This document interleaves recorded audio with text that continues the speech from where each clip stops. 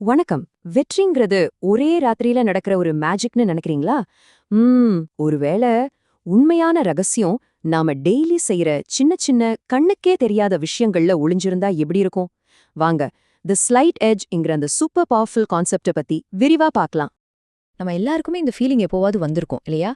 என்னதான் ட்ரை பண்ணாலும் ஒரு அடி கூட முன்னாடி போக முடியலையேன்னு தோணும்.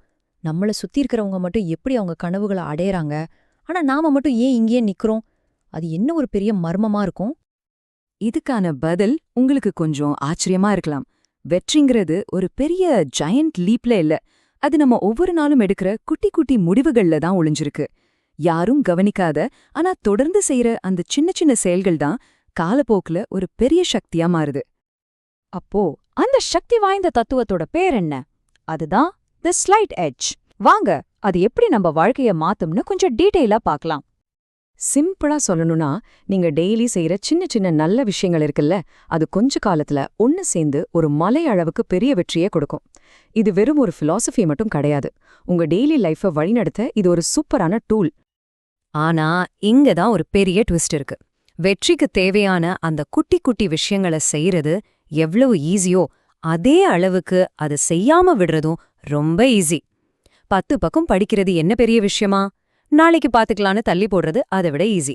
இதுதான் அந்த ட்ராப். கொஞ்சம் யோசிச்சு பாருங்க.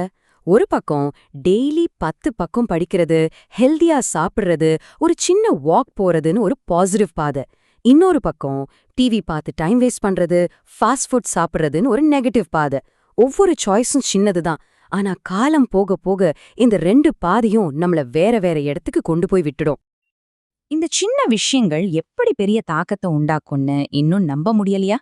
சரி வாங்க, ஒரு பைசாவோட நம்ப முடியாத சக்திய பத்தி ஒரு கதைய பாப்போம். இது கண்டிப்பா உங்களை ஆச்சரியப்படுத்தும். நீங்க எதை செலக்ட் பண்ணுவீங்க?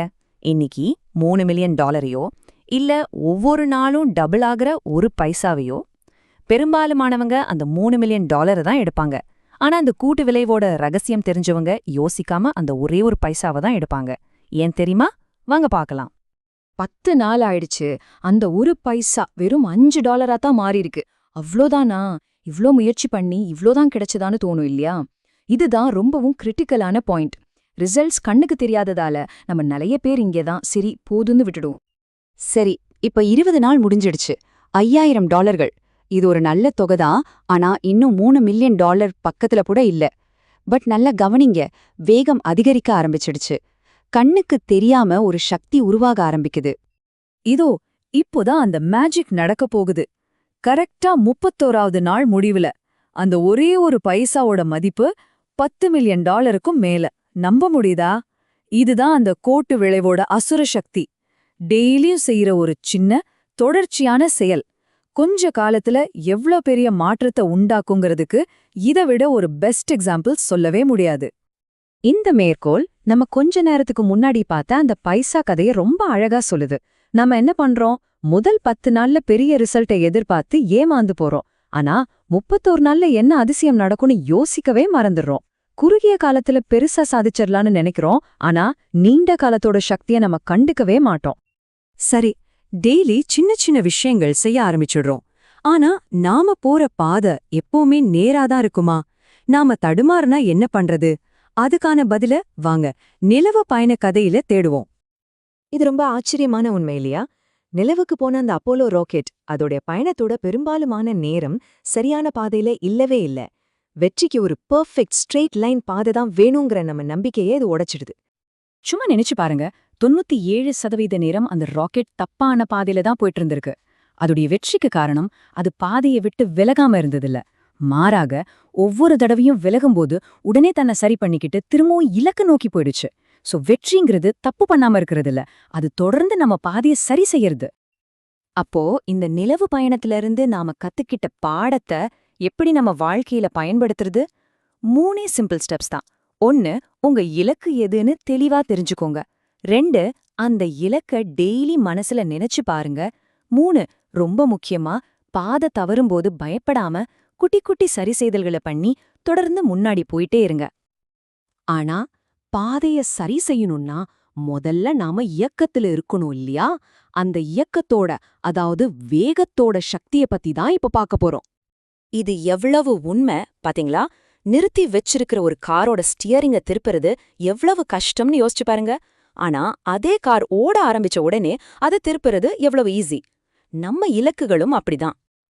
நீங்க டெய்லி குட்டி குட்டி அடிகள் எடுத்து வச்சு இயக்கத்திலேயே இருந்தீங்கன்னா உங்க பாதையை ஈஸியா சரி செய்யலாம், புது புது வாய்ப்புகளை பயன்படுத்திக்கலாம். ஆனா எதுவுமே செய்யாம ஒரே இடத்துல தேங்கி நின்னுட்டீங்கன்னா நீங்க மாட்டிக்கொள்வீர்கள். சோ முன்னேற்றத்தோட முதல் விதி, எப்போதுமே இயக்கத்துல இருங்க. ஆக கூட்டு விளைவோட சக்தி, பாதை தவறும்போது சரி செய்வது, எப்போதுமே ஏக்கத்துல இருப்பது, இதெல்லாம் எங்க வந்து முடியுது? எல்லாமே நாம எடுக்கிற ஒரே ஒரு முடிவுல தான் இருக்கு. ஆனா இங்க ஒரு முக்கியமான விஷயத்த நாம கவனிக்கணும். இந்த ஸ்லைட் எட்ஜ் ஒரு நடுநிலையான சக்தி. டெய்லி ஒரு நல்ல பழக்கம் உங்களை எப்படி மேல கொண்டு போகுமோ, அதே மாதிரி டெய்லி செய்யற ஒரு கெட்ட பழக்கம் உங்களை மெதுவா மெதுவா ஒரு பள்ளத்துல தள்ளிடும். இந்த சக்தி உங்களுக்கு சாதகமா வேலை செய்யணுமா இல்ல பாதகமா வேலை செய்யணுமாங்கிறத நீங்க தான் முடிவு பண்ணணும். ஒரு நிமிஷம் கற்பனை பண்ணி பாருங்க. அடுத்த 10 வருஷத்துல உங்க வாழ்க்கை 2 பாதையில போக முடியும். ஒன்னு, டெய்லி குட்டி குட்டி நல்ல தேர்வுகளை செஞ்சு வெற்றி, ஆரோக்கியம், வளர்ச்சி நிறைஞ்ச ஒரு வாழ்க்கை. இன்னொன்னு, சின்ன சின்ன தவறான தேர்வுகளை செஞ்சு தேக்கம், வருத்தம், நிறைவேறாத கனவுகள் நிறைஞ்ச ஒரு வாழ்க்கை. இந்த 2ல எதை நீங்க தேர்ந்தெடுக்க போறீங்கங்கறத நீங்க இன்னைக்கு எடுக்கிற முடிவுகள் தான் தீர்மானிக்கும். உங்க பெரிய வெற்றி பயணம் ஒரு பெரிய பாய்ச்சல தொடங்க வேண்டியதே இல்ல. அது இன்னைக்கு இந்த நிமிஷம் நீங்க எடுக்கிற ஒரே ஒரு சின்ன நேர்மறையான தேர்விலிருந்து தொடங்குது. அது ஒரு பக்கத்து படிக்கிறதா இருக்கலாம், ஒரு டம்ளர் தண்ணி குடிக்கிறதா இருக்கலாம். அந்த முதல் அடி, அந்த ஒரு சின்ன தேர்வு என்னவா இருக்க போகுது? இன்னைக்கே தொடங்குங்க.